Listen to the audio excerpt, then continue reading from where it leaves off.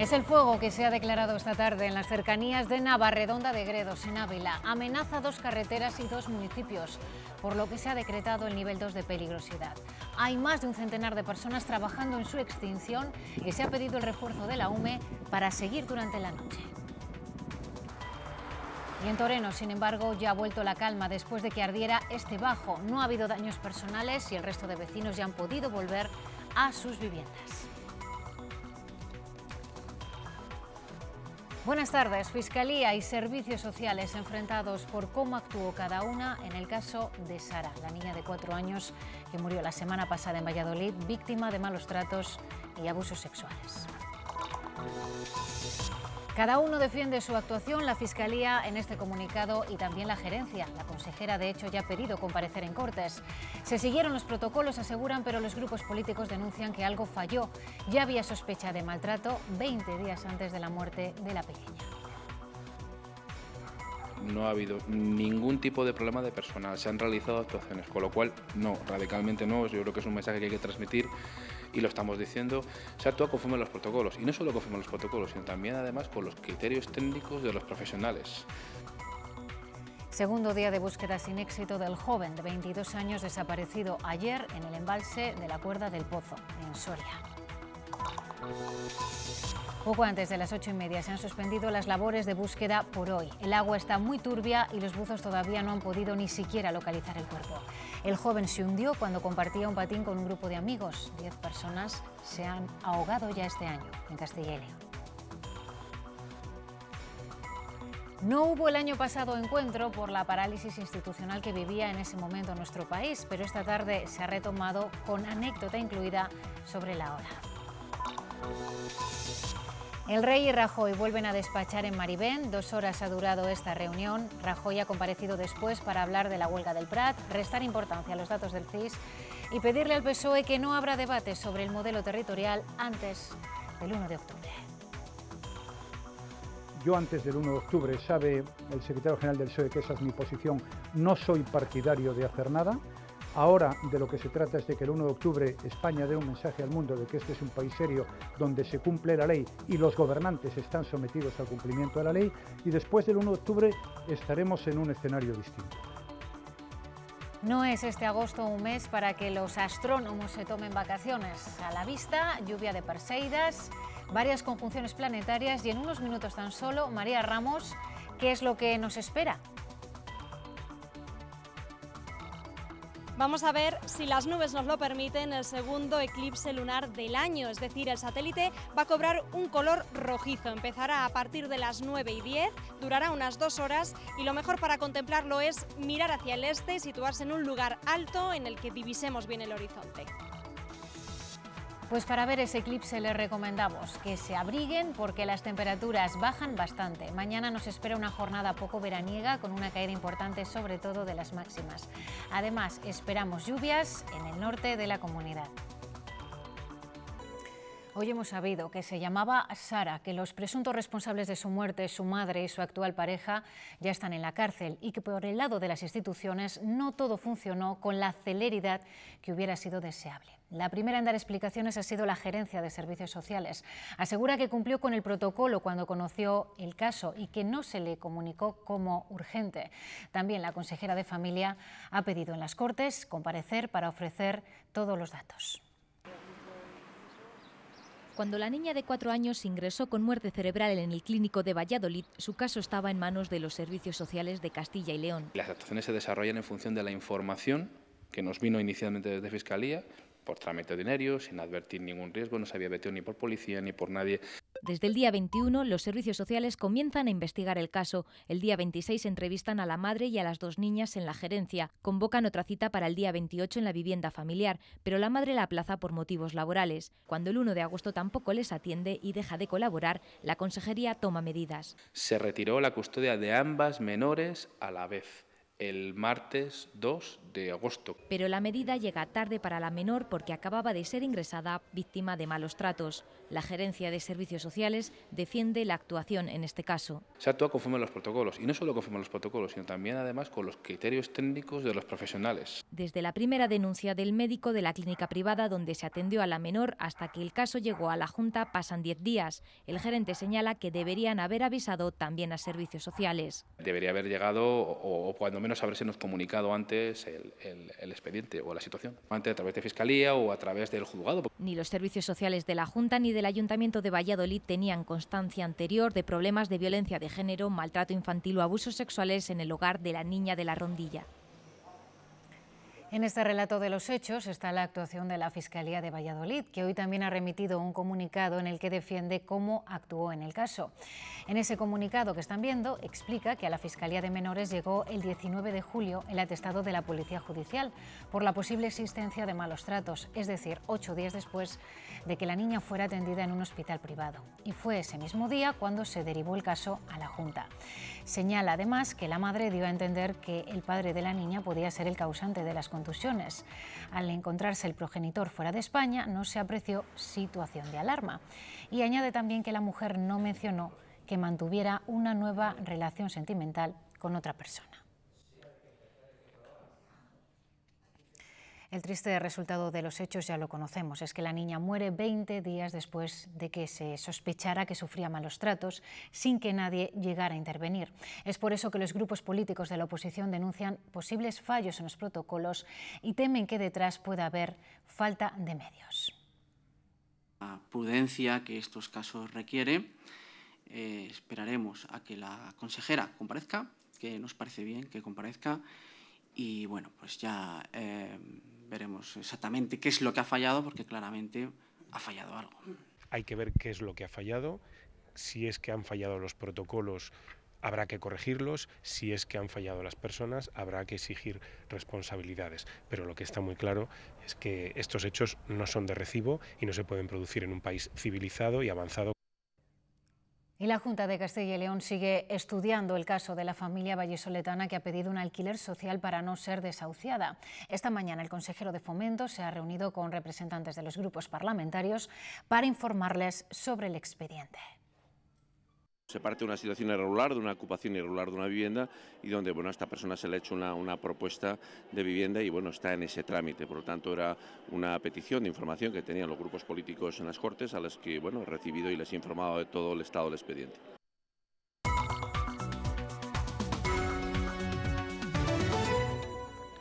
En alerta a estas horas la Sierra de Gredos por un incendio forestal en Navarredonda de Gredos. El fuego ha alcanzado el nivel 2, tanto por la proximidad a la población como por el corte de varias carreteras. Más de un centenar de efectivos se han desplazado a la zona. A ello, además, hay que añadir las fuertes rachas de viento que impiden a los medios de extinción controlar el incendio en esta zona de la provincia abulense. Más de un centenar de personas trabajan ahora en su control. En las últimas horas se han tenido que desalojar varias casas en San Martín del Pimpollar por la cercanía de las llamas y se teme que llegue a Hoyos de Miguel Muñoz. Por ello, la Administración regional ha pedido apoyo a la Unidad Militar de Emergencias. Y en Toreno, el bajo de una casa en el que vivía una familia ha quedado reducido a cenizas por culpa del fuego. No ha habido daños personales, pero los vecinos de otras 24 viviendas han tenido que ser desalojados. A estas horas ya han podido regresar a sus casas. El fuego arrasó totalmente la vivienda de 4 estancias, un incendio del que se percató uno de los 4 inquilinos, entre ellos uno de solo 6 años. Intentaron extinguir las llamas, pero nada se pudo hacer. Los bomberos tuvieron que actuar con un incendio en pleno auge y tuvieron que desalojarse también varios edificios. Intenté salir, nada más de levantarme, sin desayunar, sin nada, y encontré humo en toda la escalera. Entonces me agaché, conseguí bajar abajo y claro, estaba ardiendo la casa del vecino abajo. Nos encontramos con el fuego totalmente desarrollado. Es decir, las llamas de fuego salían por las ventanas, tanto las del patio interior como las de la calle trasera. En el patio interior aún se pueden ver los restos del incendio que también provocó daños en zonas comunes y en la fachada del edificio. En menos de 2 horas se controló el incendio, aunque la familia afectada podrá recuperar poco o nada de su vivienda. Poco antes de las 8:30 de esta tarde se han suspendido las labores de búsqueda del joven desaparecido ayer en el embalse de la Cuerda del Pozo, en Soria. Sus amigos, con los que compartía un patín, le vieron hundirse sin poder hacer nada para evitarlo. Continúa la búsqueda del cuerpo del joven de Gambia de 22 años que ayer a esos de las 5:30 de la tarde se hundía en Playa de Pita, aquí en el pantano de la Cuerda del Pozo.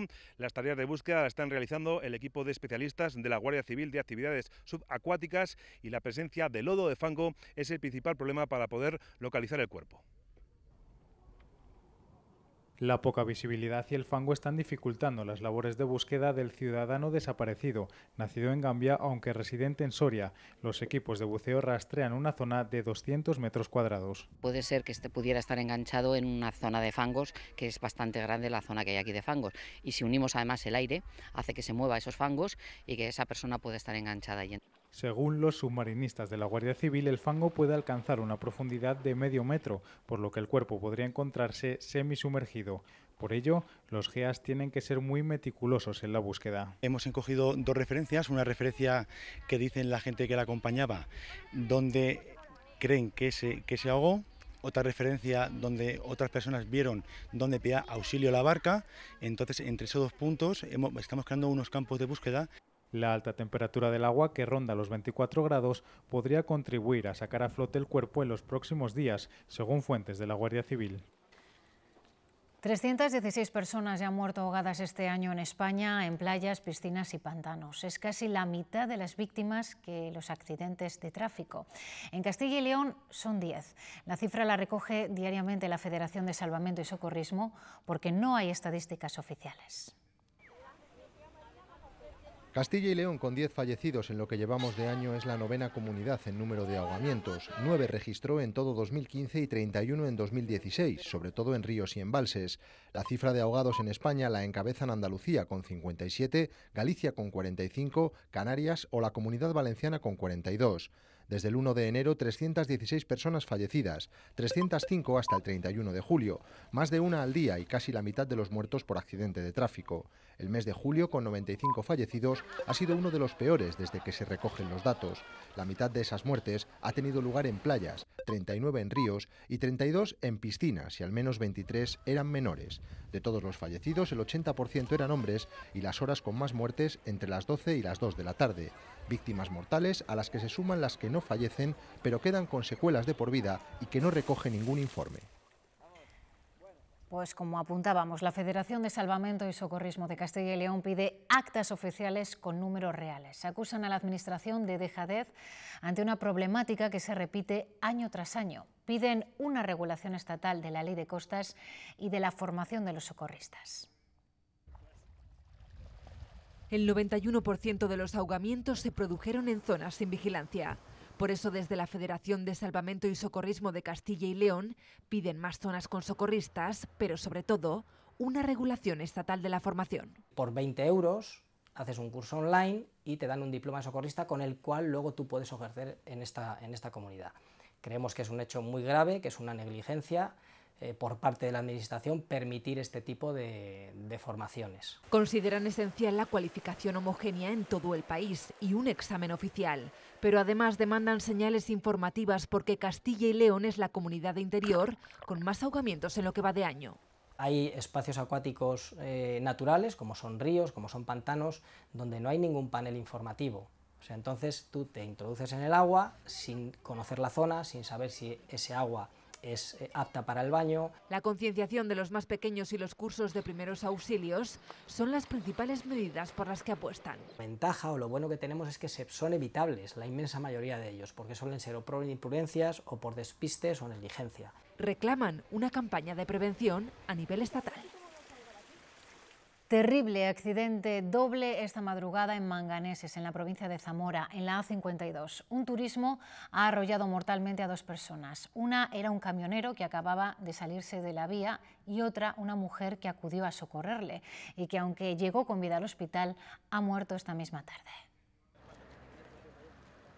Este accidente ha acabado con la vida de 2 personas. El camión volcaba después de esta curva en la A52. El conductor del vehículo lograba salir por su propio pie y un grupo de personas pararon a socorrerle. El siniestro se producía a las 5:30 de la mañana y tras volcar ese camión, otro vehículo impactaba contra el ocupante de este camión y las personas que habían parado a socorrerle. El vehículo ha entrado entre el camión y los guardarraíles otros laterales y ha arrollado a las personas que estaban socorriendo. El impacto acabó con la vida del conductor del camión, exalcalde de Ayó de Vidriales, una localidad cercana a la zona del siniestro. Los sanitarios solo pudieron certificar su muerte. 2 de los 5 heridos atendidos fueron trasladados en UBI móvil al complejo asistencial de León. La mujer, de 43 años, no ha podido superar las heridas del accidente.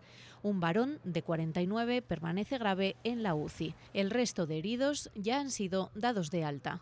El mortal accidente ha provocado varios kilómetros de retenciones en la autovía. El tráfico hacia Galicia ha sido restringido durante casi 8 horas. Los animales estaban sueltos por la carretera.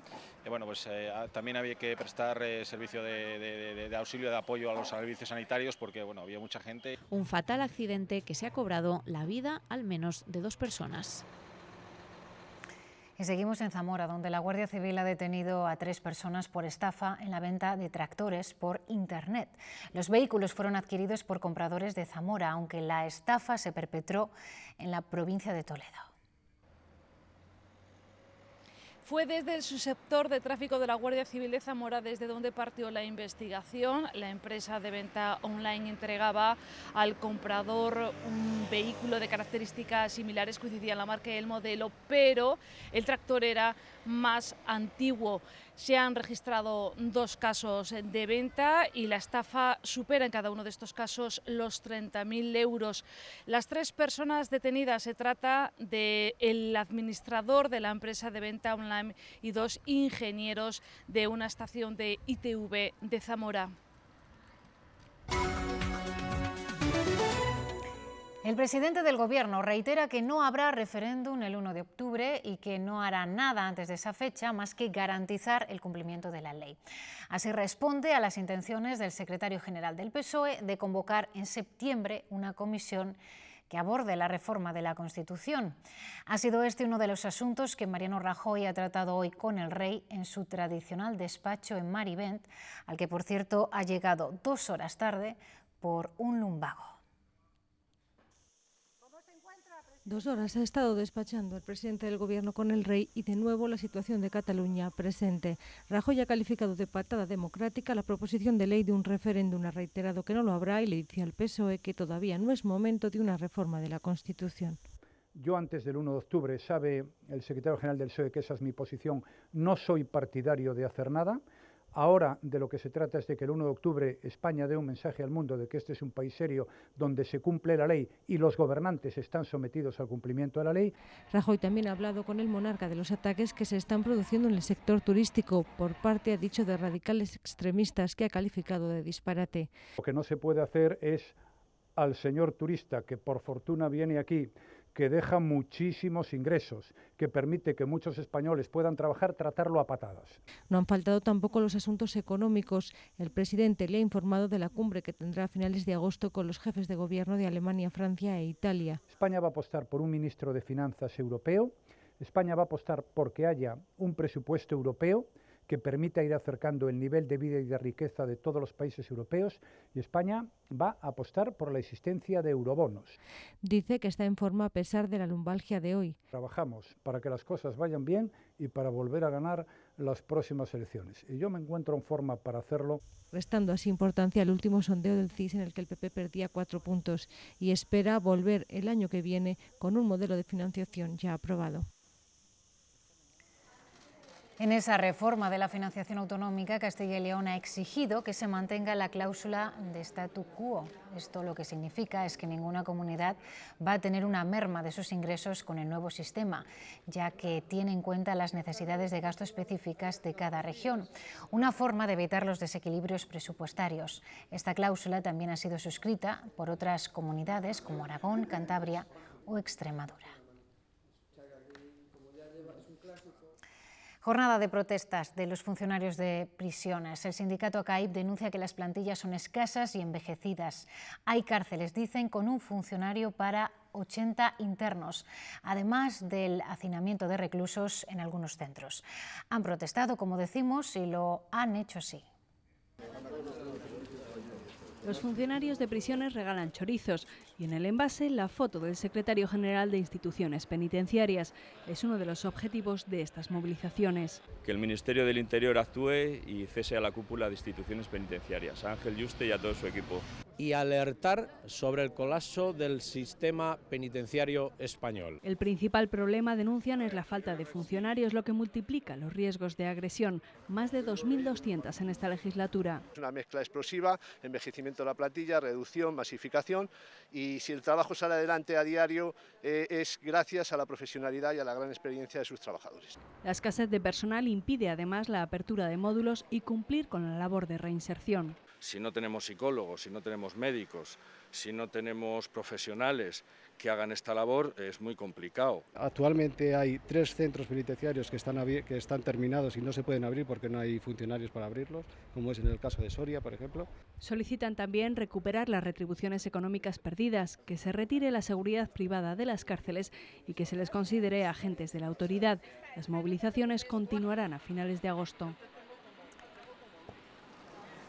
Y tercer día consecutivo de huelga en el aeropuerto del Prat. Los servicios mínimos han funcionado como se esperaba al 90%. Hoy se ha celebrado otra reunión entre la compañía y el comité de empresa, en la que las posiciones se muestran cada vez más cercanas, aunque las negociaciones aún están a medio camino. Si no se llega a un acuerdo antes del día 14, la huelga pasará a ser indefinida. Además, la empresa de seguridad y la Unión podría iniciar también una huelga indefinida a partir del día 16. Mientras tanto, se suceden las críticas desde Cataluña a AENA, críticas a las que respondía esta misma tarde el presidente del Gobierno.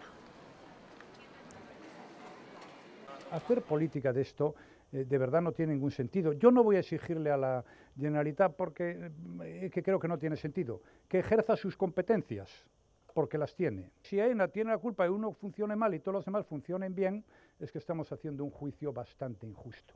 Por tanto, yo lo que pido a todo el mundo es responsabilidad, que no se sea mezquino, que intentemos resolver los problemas, que es lo que nos pide la gente, y no hacer política con esto. Y de vuelta a casa, los trabajadores de Garoña empiezan a asumir que el cierre de la central burgalesa supondrá recortes en la plantilla. En breve comenzarán a negociar con Nuclenor las condiciones en las que se va a llevar a cabo este proceso en base a su convenio colectivo. Esta mañana han vuelto a reunirse. Nuclenor tiene actualmente 230 trabajadores en plantilla, a los que se suma otra cantidad similar a través de subcontratas. Una parte continuará en las tareas de desmantelamiento, pero ya saben que no todos. Estábamos en cese definitivo de explotación, pero también estábamos para ver que Garoña pudiese continuar. Eran 2 objetivos, 2 horizontes. Ahora solo tenemos uno, y en ese que tenemos del cese definitivo me imagino que la plantilla se tiene que reducir. La incertidumbre de los últimos años les llevó a contemplar esta situación en su convenio colectivo. En un plazo máximo de 10 días se tiene que activar el artículo 47. El artículo 47, que se llama garantía de empleo, que es donde nosotros tenemos los instrumentos necesarios pues para empezar a negociar con la empresa, ya digo, la salida ordenada de todo el personal en un caso como el que nos ha sucedido, un cese definitivo de explotación.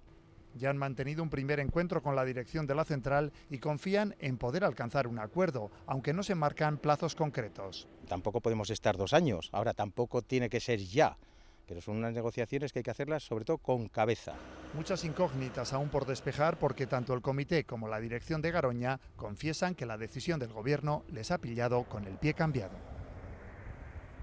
En Castilla y León, tan solo un 10% de los alumnos que se presentaron a la prueba de acceso a la universidad obtuvieron un sobresaliente, una nota que en otras comunidades alcanza el 30%.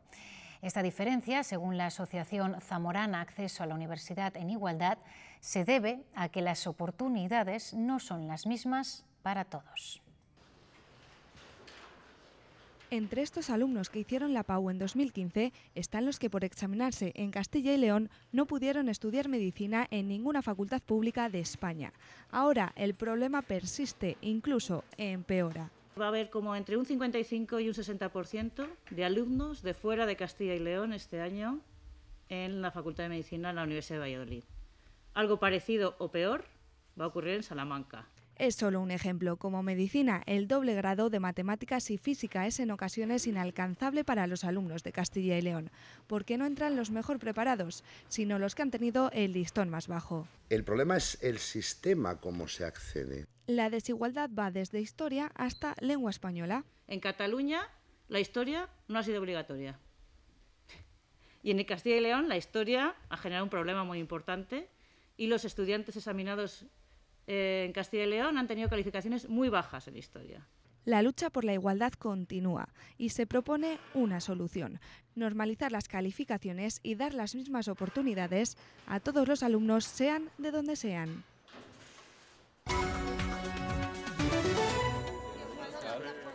Esta tarde han comenzado las fiestas en la localidad burgalesa de Caleruega, cuna de Santo Domingo de Guzmán. El consejero de Fomento ha sido el encargado de pronunciar el pregón. Suárez Quiñones ha dado la bienvenida a caleroganos y forasteros, a quienes ha invitado a disfrutar de las fiestas, que vivirán mañana su día grande. Importantes para el pueblo, en definitiva lo hacía con gracia y salero, y en las últimas... Y antes de mañana, esta noche, se produce el segundo eclipse lunar de este año. Lo podremos ver desde la salida de la luna hasta las 11 menos 10 aproximadamente. Los mejores lugares para seguirlo son Australia, Asia y África, pero desde España, tranquilos, y desde Castilla y León también lo podremos contemplar, aunque de manera parcial, eso sí. Atenta a ese fenómeno astronómico está nuestra compañera María Ramos. Buenas noches, María. Buenas tardes todavía, porque no ha salido la luna, ¿no? Buenas tardes. La luna saldrá más o menos en un cuarto de hora, justo cuando se pone el sol, y a partir de ese momento es cuando ocurrirá el fenómeno astronómico, el eclipse de luna. Es el segundo del año y ocurre porque Sol, Tierra y Luna están alineados.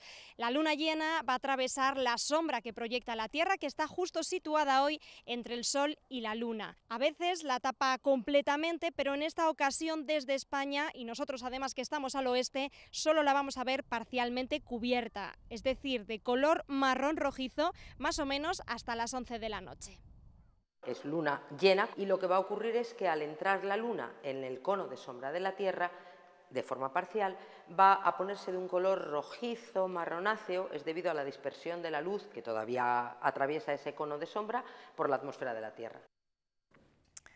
El color y la luz, los contemporáneos de Esteban Vicente. Ese es el título de una novedosa exposición que podemos visitar hasta mediados del mes de septiembre en el Museo Patio Herreriano de Valladolid. Una muestra que nos adentra en el contexto histórico en el que el pintor segoviano Esteban Vicente desarrolló su obra. Con ella nos vamos. A continuación, ya lo saben, los deportes, con Diego Espinilla, que ya se está sentando. Nosotros regresamos mañana con más noticias. Feliz noche. Antes de trasladarse a Estados Unidos en 1936, Esteban Vicente se empapó de influencias europeas como la herencia cubista que en los años 20 reflejaban las obras de artistas como Rafael Barradas, Francisco Bores o Daniel Vázquez Díaz. Estas y otras pertenecientes a la colección Arte Contemporáneo se han recogido en una muestra titulada El color y la luz, los contemporáneos de Esteban Vicente. Todo lo que se ha recogido en esta sala son pinturas, salvo dos dibujos, bueno, un dibujo y un collage. Son unas 29 obras. Algunas de estas obras se exponen por primera vez y otras están vinculadas a un grupo de poetas relacionados con las artes plásticas y conectados con el ambiente artístico vallisoletano de las primeras décadas del siglo XX. El norte de Castilla hizo hace unos años una cesión, un depósito de una serie de obras, y en este caso se muestran dos. Una que estaba cedida ya desde hace años y otra que nos han prestado específicamente para esta exposición. Es el retrato de Jorge Guillén y bueno, es un poco también la conexión y el vínculo con Valladolid. El andaluz José Guerrero y su trazo abstracto también están presentes en esta exposición que puede visitarse hasta el 17 de septiembre en el Museo Patio Herreriano.